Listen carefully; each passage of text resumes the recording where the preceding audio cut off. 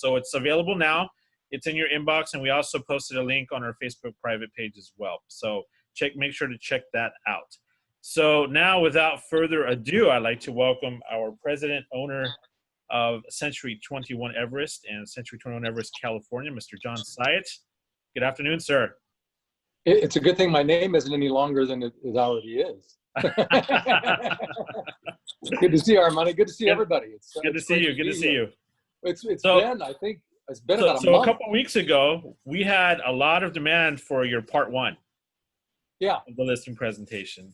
Yep. And everyone's really looking forward to this one. But what we're going to do after we're done today, once we package this video up, it will go out so people can see it again. But it will also include the part one episode as well. So. No, that's great. I think it's important because it's been, I think, about a month. And so I know a lot of people who were on the Zoomcast today definitely participated in that, but it's going to be tough to remember all of the details. So one of the things that I'm going to do today, and I apologize for those who've heard it before, I'm going to give a brief recap just because it's important to start the conversation on what I call phase two. We have to have the perspective on what phase one is, especially for those who weren't part of the conversation. It'll just give some context. So I want to get into that. Before I do, there's all this talk of full moon. That makes sense because last night I was howling, and now I understand why I was howling, Armani. Did you get that? He's on mute. He can't say anything. We got it. Thank you, Maggie. We're laughing. I couldn't help myself. So, well, hey, listen, we don't have a ton of time. We've got about 30 minutes here, and so I want to get through this. So, what we talked about nearly a month ago is this primary concept that we are all leaders in this business. And as much as we would like to think that we're in the business of helping people buy and sell real estate and that we deal with real estate, we really fundamentally deal with people. And because of that, we're really leaders. We're not first and foremost real estate agents, we're leaders. And the number one skill of a great leader is their ability to communicate. There are two things that I love to talk about when it comes to our business. Number one, mindset, and number two, the way in which we communicate. I believe that mindset is the most important because it is the foundation with which we do anything. And then secondarily, communication. That is exceptionally important because, look, at the end of the day, the way in which we communicate allows people to either feel confident or lack confidence relative to their choice to either work with us or not work with us. And so it's very critical. So this is one of my favorite conversations. So I want to go back to just very briefly what we talked about nearly a month ago. The first thing is this. I always like to demystify the listing presentation. It's not a presentation, guys and gals. And if you're calling it that, stop calling it that. We can use that vernacular amongst ourselves. It's okay to do that. Like any profession, there are the terms that we use of the profession, and that's fine. But when you talk to sellers about a listing presentation, please use the word conversation. I want to come out and have a conversation with you. I want to come out and talk about what you need and how I can help you. Nobody wants to be presented to. You don't, I don't. Nobody wants to be sold anything. We want to have conversations. So first of all, if you're taking notes, write that down. It's not a listing presentation fundamentally. It is a conversation. And you can call it a listing conversation, but call it a conversation, not a presentation. The second thing is this, to demystify it. It really only has two parts to it. I've seen so many presentations over the years where people will complicate it and they have, parts A through Z. It doesn't need that. A simple conversation in the business of real estate and trying to list a home only needs to consist of two parts. The first part is what I call the choose me phase. And in the choose me phase, ultimately what we're trying to do, fundamentally, boil it down to just the nuts and the bolts, all we're trying to do is ask some basic questions to give people an opportunity to tell their story, to share what's going on in their life, their wants, their needs, their wishes, their hopes, their desires, and their fears. And then we have an opportunity to share with them how it is that we're going to meet those wants, needs, wishes, desires, hopes, and also to address those fears. And that's simply done by asking a few key questions and then by listening. And really what this is about is giving them an opportunity in this first phase to choose us. See, what ends up happening in most quote unquote presentations is the agents will go in and they'll talk about two primary things. They'll talk about the price of the home and then they will talk about the commission, because those are the two things that sellers really want to talk about. What's my home worth, and what are you going to charge me? And then a secondary conversation is, well, what are you going to do to get my home sold? But we all know that the first two conversations really are about the value of the home and commission. The problem with that is this: those are the two worst factors upon which a seller should choose an agent. Because all the time, sellers choose agents based upon price, the wrong price, and then they'll choose an agent based upon the agent being the lowest bidder for the job of listing the home. And we see oftentimes what that leads to. It leads to overpriced homes that languish on the market, that ends up with a frustrated seller whose home doesn't get sold. And it doesn't matter what the commission is, because their home didn't sell. They didn't have an opportunity to pay for a job that was done because it wasn't done. So as professionals, as leaders, as great communicators, we understand that the conversation really needs to turn on what is most important, what they're trying to accomplish. Yes, they want to get their home sold, but ultimately, why? Why do they want to get their home sold? And then number two, what do they expect us to do in order to get the home sold? And when I say, what do they expect us to do? I'm not talking about they expect us to sell it quickly and for as much money as possible and for the least amount of commission as possible. That's not the how will you get it done. That's specifics as to, well, how much are you going to charge me and what's the price going to be? I'm talking specifically about what are they trying to accomplish? Why have they decided to sell their home? What's their story? And then secondly, what do they expect us to do in terms of activities, that those activities will result in their home actually getting sold for as much money as possible? So one is more about process. The other is about results. We know what the results that they want are. It's to get the home sold as quickly as possible for as much money as possible. But I want to make certain that in that first phase, what I call the choose me phase, that we're having a conversation about what they're trying to accomplish by selling their home. In other words, what's happening next in their lives. And then secondly, what they expect me as an agent or you as an agent to do to actually get the home sold. In other words, what activities are you going to engage in? So there were two primary questions, and we're about ready to transition into phase two. So hang with me here. But this is for the benefit of a refresher for you, but also for those who were not part of and didn't benefit from that first conversation. And as Armani said, both of these will be recorded so you can go back and watch them. But what is important is to remember that in this first phase, we've got to ask two primary questions. The first question is this: Bob and Mary, I know that you want to get your home sold. And so I guess my question is, what's caused you to decide to sell your home? What's happening next? Now that question is open-ended. It's not a yes or no. I'm asking them, I know you've decided to sell your home. What's caused you to decide to sell your home? What's happening next? Gives them an opportunity. It really sets the stage for them to share their story, to share whatever it is that's going on in their life that's causing them to decide to sell their home. And we know this. People decide to sell their homes for all sorts of reasons. There's divorce, there's death, there's marriage, the family's expanding, the family's contracting, there's a job transfer, there are financial reasons, there are all sorts of reasons. And it's important that we give people an opportunity to express those reasons. Now, the question is why? It goes back to this fundamental, and I want you to write this down. The number one human need is acceptance or validation or recognition.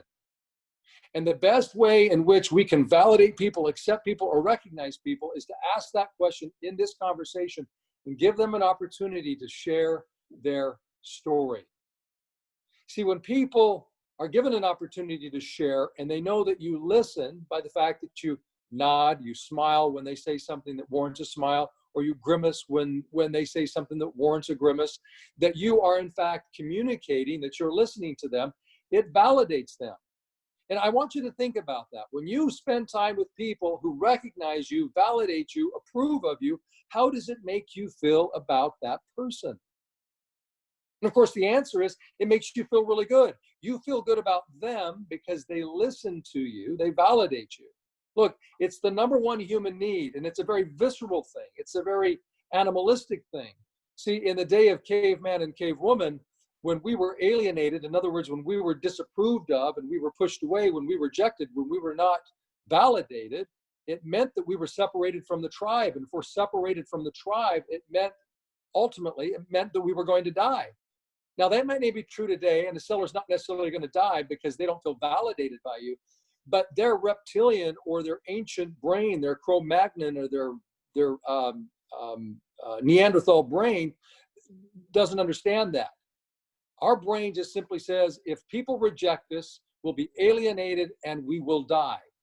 So we need to recognize that on a conscious level as leaders, that the more that we give people an opportunity to express themselves and they know that we're listening through our body language, through the notes that we take, and through our verbal responses, that they are validated, acknowledged, and accepted. It is critical, critical, critical. And why do I spend so much time in this? The reason I do is because most people, and I'm guilty of it as well, we want to talk. We want to tell, as opposed to asking questions and shifting the burden of talking from ourselves to them. The best conversations in this listing presentation will always be when you do 20% of the talking and 80% of the listening, and your client does 80% of the talking. It's absolutely critical. So that's the first question. The second question is going to be this. I know that you want to get your home sold, and I know that you want to get it sold for as much money as possible in the shortest period of time and for the least amount of money spent. My question for you, Bob and Mary, is this. What do you expect me to do in terms of the activities, the key activities that will actually make that happen? What are the things that you believe that I should do to make certain that your home gets sold as quickly as possible for as much money as possible? Now, the reason I ask that is because I want them to share with me what their opinion is. Now, sometimes will they share things with us that are valid or important? And the answer is yes. Well, sometimes they say things to us that we know are absolute nonsense, that are a waste of time. And of course, the answer is yes. I mean, I'm still hearing that clients are saying, well, do you advertise in the local paper? As far as I know, the best use for a newspaper is to start a fire or to paper the bottom of a bird cage. People, as a general statement, guys and gals, are not reading the newspaper. So I get that sometimes they might give an answer that is not best, but it's still important that we understand what they believe is important so that we understand their expectations and we can either address and meet those expectations or change their perspective on what would be better than the newspaper and show them what it is, in fact, what it is that we do, and help them to see that that is a much better approach. So simply asking that question, what do you expect that I should do in terms of activities to get your home sold, really ultimately does this. It gives you the answer to the test, because this is the test. They want to know if you're going to meet their expectations in terms of what they expect an agent to do to get their home sold. And make no mistake about it, especially if they've sold many homes, multiple homes, they have expectations because they've had previous experiences, either good experiences or bad experiences. And we need to understand what those hot buttons are. So asking that question, really, it's like getting the questions, or rather the answers to the test. Because really, this is what this is. It's a test. They're testing you to find out if you know the answers. Well, the best way to understand what the answers are is to ask them that question of what they expect that you are going to do in order to get the home sold. It's very, very critical. So once you've done that, you've gone through the process of asking those questions. Again, that's phase one, and the detail of that whole process is in the previous recording that we did a month ago. So that's all I'm going to do today. I just wanted to recap that because it now sets the stage for transitioning from that point to what I call phase two. In order to go from phase one to phase two, it's critical that we are asking a transitional closing question. And I want you to write that down. A transitional closing question. See, what is important is this, is that we have that phase one conversation about their wants, needs, desires, hopes, and fears. We discover what it is they expect us to do in terms of activities. We have that conversation showing them what we do to meet those expectations. And then I ask this transitional closing question. Bob and Mary, based upon the conversation that we've had, knowing that your primary concerns are that you need to get to San Diego by September 17th, and there's no question about it. It has to be done by then because it's a job transfer and you can't afford two homes and the family has to be together in San Diego, and that you want to, of course, get as much money as possible. And you mentioned to me that your biggest concern, based upon previous experience, is a lack of communication by agents and a lack of a specific plan. And because of those things, we had that great conversation about what it is that I'm going to do to maintain communication with you. And you were on board with that. And then also my specific plan, we went over that, and you're on board with that. And we would just assume at this point, because we don't have the detail to go through that conversation, that we had that conversation in the role play, okay? Then the next question is going to be this. On a scale from 1 to 10, 1 meaning that you're not confident at all and there's no chance that you're going to list with me, 10 meaning you're absolutely confident and are absolutely certain that if you list your home with me, your home will get sold in the time that you need for the money that you need so that you and your family can get to San Diego by September 17th. So where are we on that spectrum, Bob and Mary? And then I'm going to wait for an answer. And I expect that they're going to give me a number. I need to know a number between 1 and 10. And really, this is what I expect, guys and gals. It needs to be a 10. If it's anything less than that, my response is going to be this. Bob and Mary, look, you're killing me, but it's not your fault. But normally what happens at this point in the conversation with my clients is that they tell me that they're absolutely confident. They give me a 10. So there is something that I have failed to cover or to discuss in depth. And as a result, you have some uncertainty as to whether I'm the right agent for the job of getting your home sold. So see, it's like this. Bob and Mary, you said an 8. And an 8 really is an 80%, which is a B minus. Let me ask you, are you looking for a B minus chance of getting your home sold? And of course, they're going to say no. So what sort of chance are you looking for? Are you looking for an 85%, 90% chance? Are you looking for absolute certainty that if you list your home, it's going to get sold? And they're going to look at each other and they're going to look at me and they're going to say, absolute certainty, we have to get it sold. Great.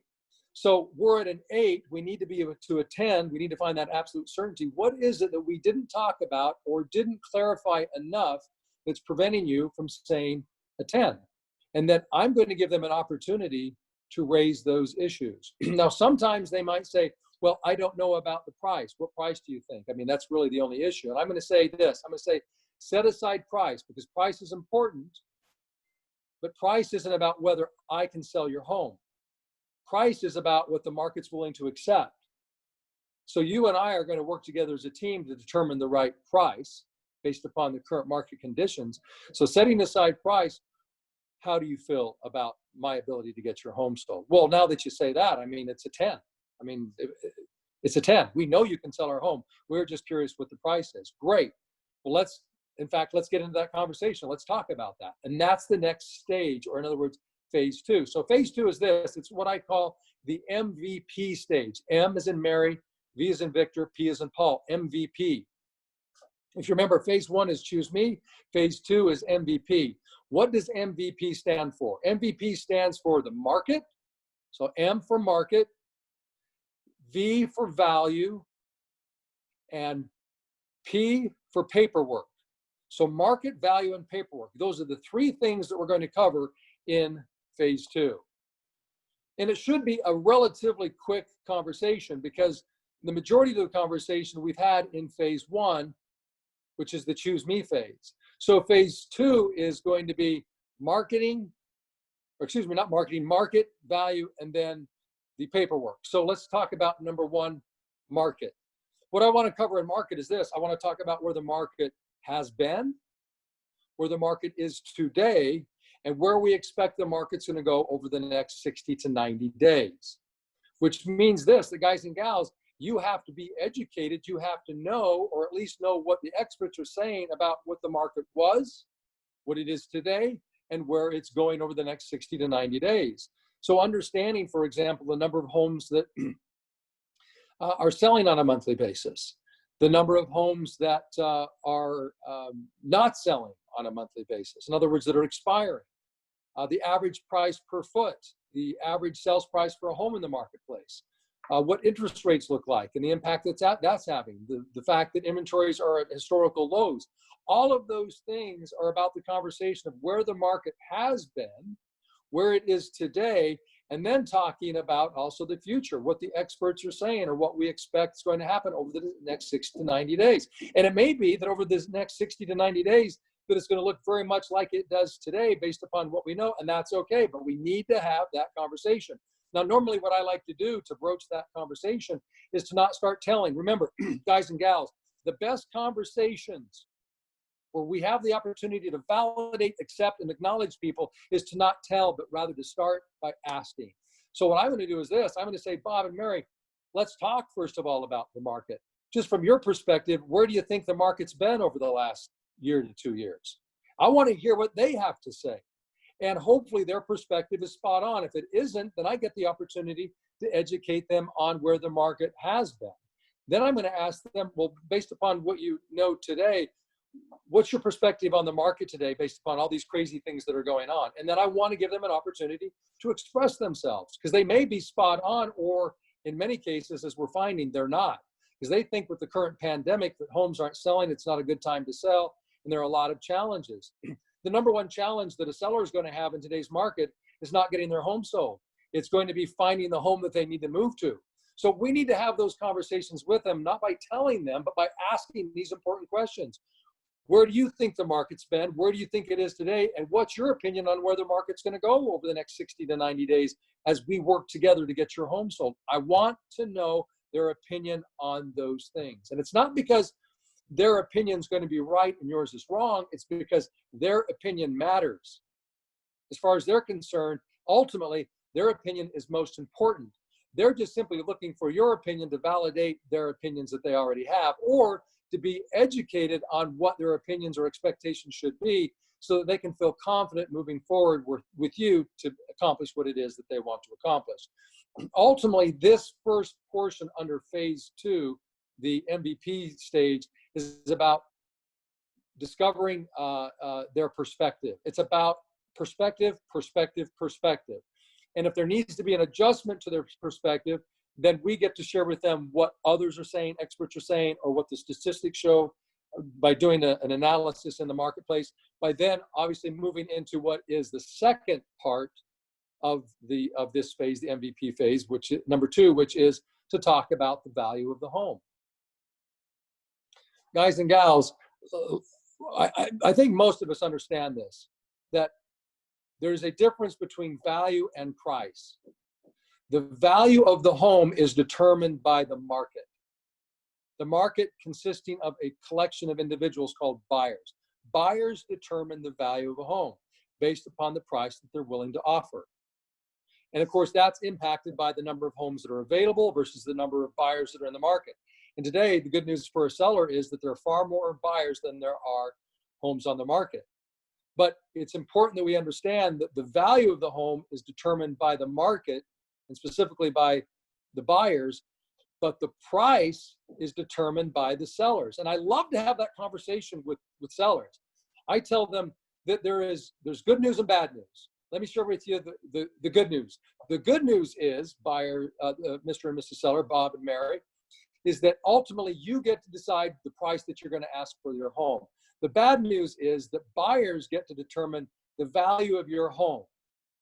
The value is the price that a buyer is willing to pay. The price is what we're going to ask for it. And our task, Bob and Mary, is to work together as a team. You notice I use that phrase a lot. I've used it, I think, 3 or 4 times so far. Working together as a team to determine a price that matches the value of your home. Because here's the challenge, Bob and Mary. If we choose a price that is higher than the value of your home, what's going to happen to your home as we put it on the market? And I'm going to zip my mouth and I'm going to listen and wait for them to give me an answer. They may ask a question. They may say, well, it's going to sit on the market.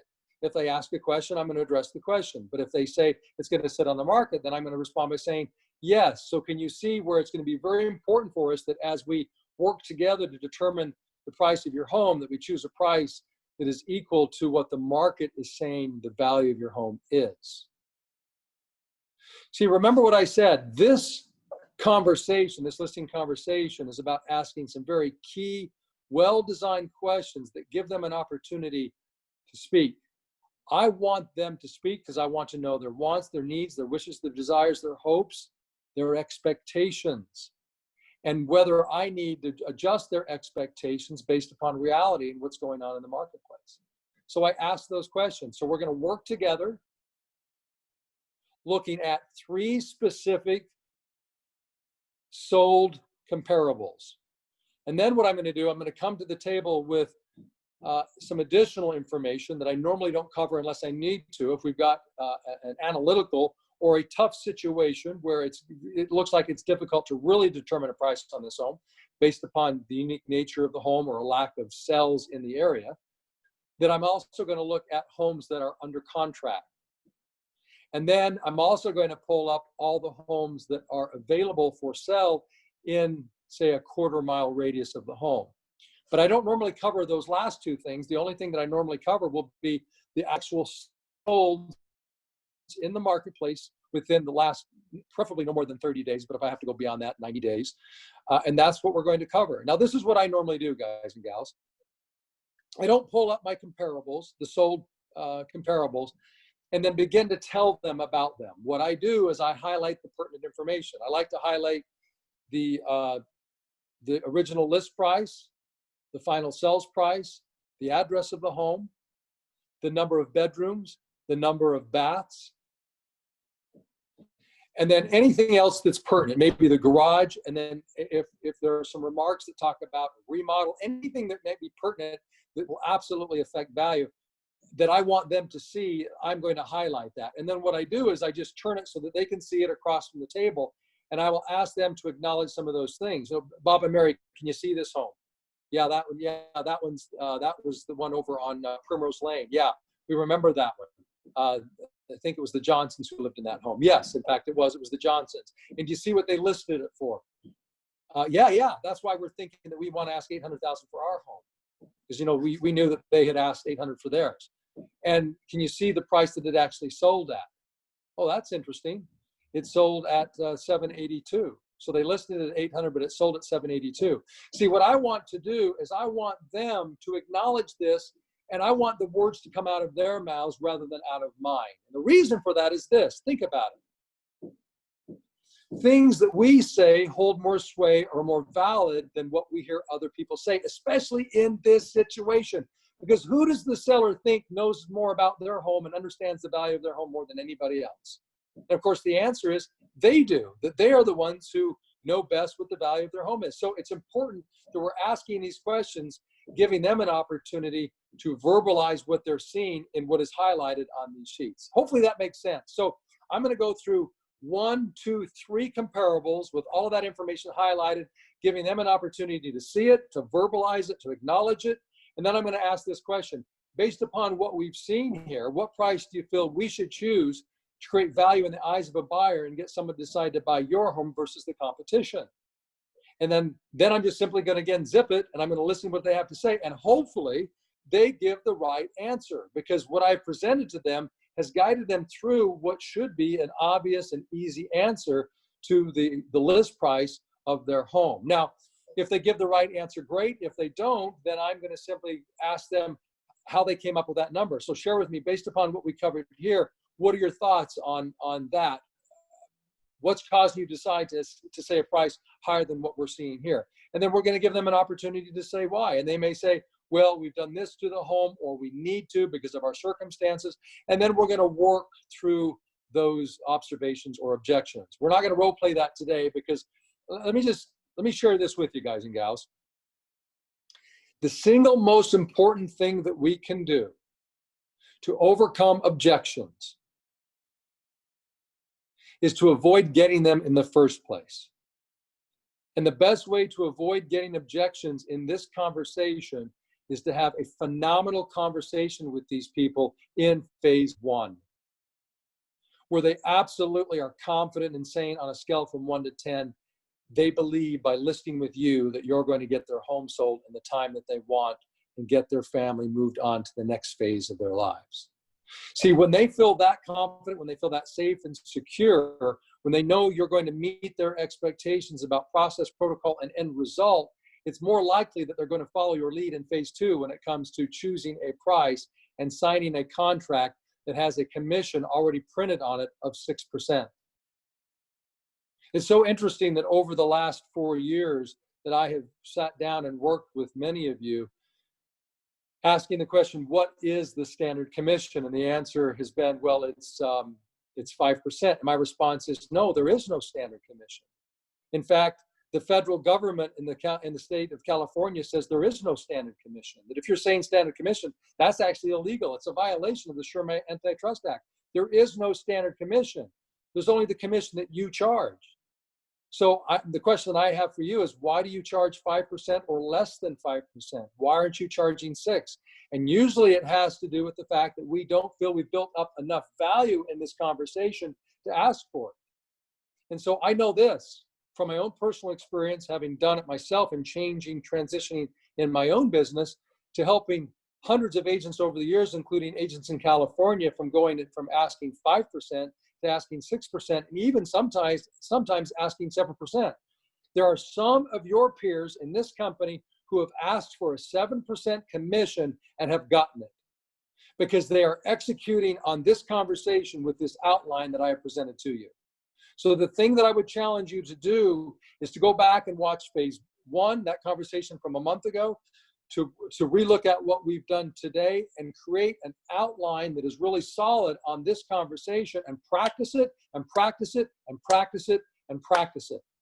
And if you would like to spend some time with me, having me review it and make certain that you got everything in order and everything's within the box of this presentation, the way I've outlined it, I am happy to do that with any one of you. Any one of you. If you will reach out to me and say, I would like to work on this with you, I am happy to do it. And I'm happy to do it one-on-one. So look, let me just finish with this. The last stage of phase 2 is just simply completing the paperwork. And the only thing that I ever did is I highlighted the important parts of the contract. How I got paid, in other words, what the commission was, what their obligations were to me, and then I highlighted where they needed to initial and then where they needed to sign. And I turned it over to them and I said, I've highlighted the important information. If you would, please, to the extent that you need to, just read those sections. And then I just need to have you initial where it's highlighted and sign it. If you have any questions as I sit here, please let me know. And sometimes they would say, well, tell me more about the commission or tell me about this processing fee. But oftentimes they would simply review it. They would read it. I'd see they acknowledged it. They might sometimes say, so your commission is 6% or 7%? And I would say, yes. They'd say, okay. And then they would sign the agreement and hand it back to me. Now, those occasions where they don't, and they start asking questions, why is your commission 6 when the competition's 5? Then we have to have those conversations. We don't have time today because we're out of time, and I'm happy to role play those things, but I'm just telling you, you'll get fewer of those questions and fewer objections to a commission, whatever it is. They're more value that you represent to them. And the number one value that you can represent to them is safety and security.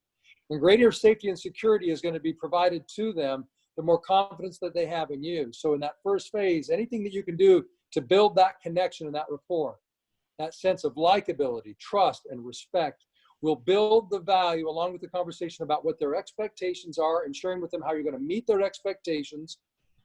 That if you do that and have this productive conversation about the market, where it's been, where it is, and where it's going, and then work together as a team to determine a price that's equal to the value, they're going to sign that contract 8 to 9 times out of 10 without major objection. That I promise you. That's been my experience for 26 years. So guys and gals, I hope this has been helpful.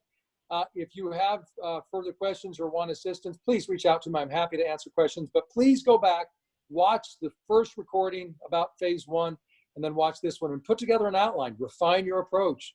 Communication is our business. It's not real estate. We are professional communicators. And the better we are at communicating, the more we're going to get paid, because it means we're helping more people. More people will give us an opportunity to help them. So thanks, Armani. John, that's it. John, let me ask you one question. I want to get your opinion on this. You bet. Because a lot of times when I'm coaching with agents about the 6%, what I say to them is, please just put the 6% on your listing contract.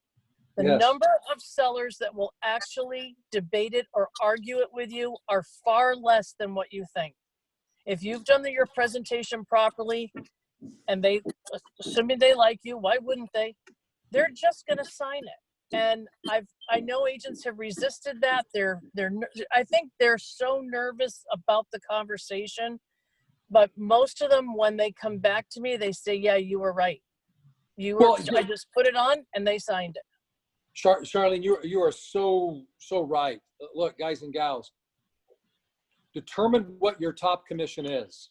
If it's 7%, put 7. If it's 6, put 6. But put it on the contract pre-printed. Don't write it in. It's pre-printed. Put your processing fee in the contract pre-printed. Present it to them. If they have an issue, they will tell you. They will tell you. So if they come up with an objection, then you can address it. It's easier to do that and smarter to do that than simply beforehand give it away. The number of times that I've watched a client accept the commission as it is without any conversation, I can't, it's innumerable. I can't recall it. They just simply accepted it as it is. I'll just tell you this very quick story. This was several years ago.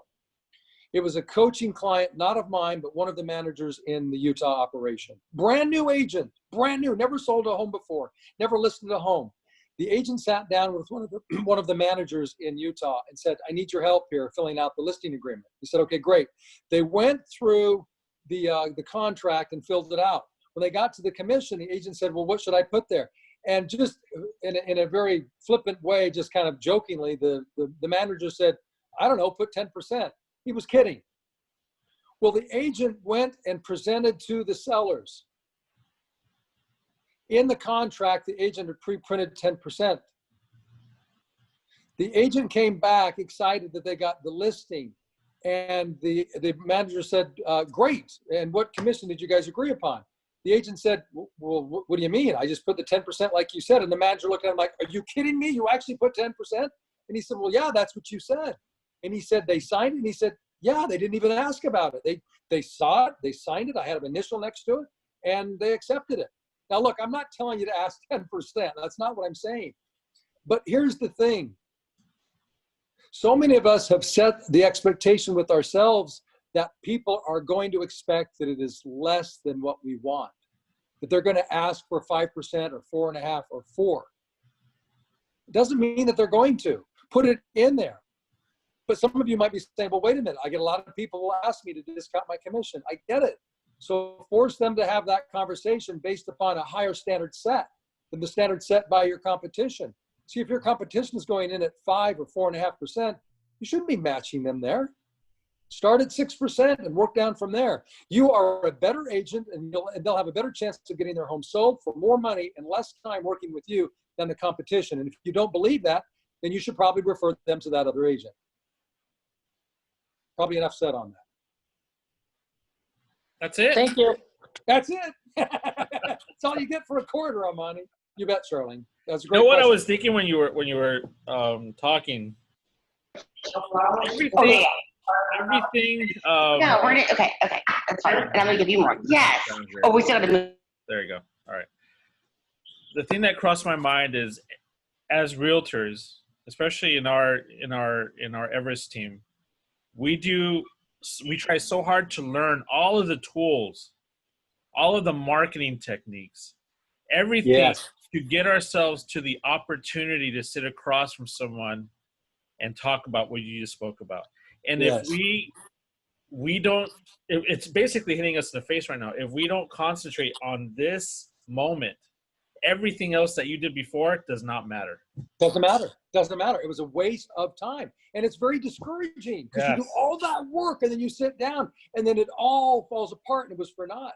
Yeah. This is the single most important thing that we can focus on from a skill set standpoint in this business, period. Yeah. Period. And the problem is that so many agents I watch, and it's not necessarily this great group of agents, but I've coached thousands of agents over the time that I've been in this business. And there is so much resistance to figuring out how to give a great listing presentation and have a great conversation. It's mystified and it's made more complicated, and it's not. It just isn't. But we have to spend the time figuring it out. You look at it. The reason that the greats in Hollywood will make 10, 15, 20, $30 million on a movie is because they figure out what their script is and they follow it to a T. And they cause us that we sit there in that movie theater where we paid $20 to watch it. They cause us to cry, to laugh, to be angry, to be happy, to be sad. And none of it's real. It's not real. But they get paid that amount of money because it causes a reaction on our part, and we're willing to fork over $20 to watch it. We're no different. I know that people hate to hear that, but it is a presentation, but it needs to be needs to be a conversation. It needs to be practiced so much that it comes across conversationally. And if you do that, you can be very genuine. The problem is that when we come in as agents who are not practiced, we come across as giving a presentation, of not being authentic, of lacking confidence, of trying to sell people on something. And that's where you get resistance. Yeah. Well, you just said the key to that. That's the difference. The actors get paid to pretend. So Yes. we get paid to be tell authentic. the truth Yes. and to show the Be value. authentic, to be real. It's a script for us, but it's a script that helps us carry the conversation and deliver what the clients are looking for. And Yes, it's all which is real.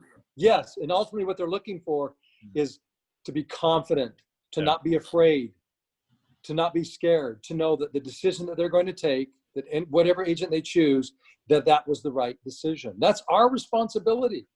Yeah. Let's learn it. Let's learn it, Let's guys. do it. Love Let's it. do it. John, thank you for the presentation. Before you guys, we're going to package this up and put it on YouTube, and we'll share the link once it's ready to go. And it'll be part 1 as well as today's part 2. Thank you so much. And I guess we'll look forward to maybe a part 3 or the remix. I don't know. We'll see what we'll do. Yeah, you bet. The next You one. bet. So, thank you. Before we end today, I'd like to make a special announcement. I'd like to give recognition to 2 Ventura members of our Everest team. Miss Martha Fellows, who was recently voted as president-elect for the Ojai Valley Association of Realtors. And then also Anita Downing, who received her 2-year commitment to be on the board of directors for the same association. So a big congratulations to the win, and great representation for that area. And I just wanted to give them kudos on that. So with that being said, you guys have a great rest of your week. Be safe. Armani, Yes. do we want to talk about the change to the Basecamp schedule real quick? Yeah, we could, Charlene. Yeah, I think I don't know if we have a specific date that we already started. Is this going to be pretty much the next one's going to start the new time frame? I think let's put out an email. Yeah.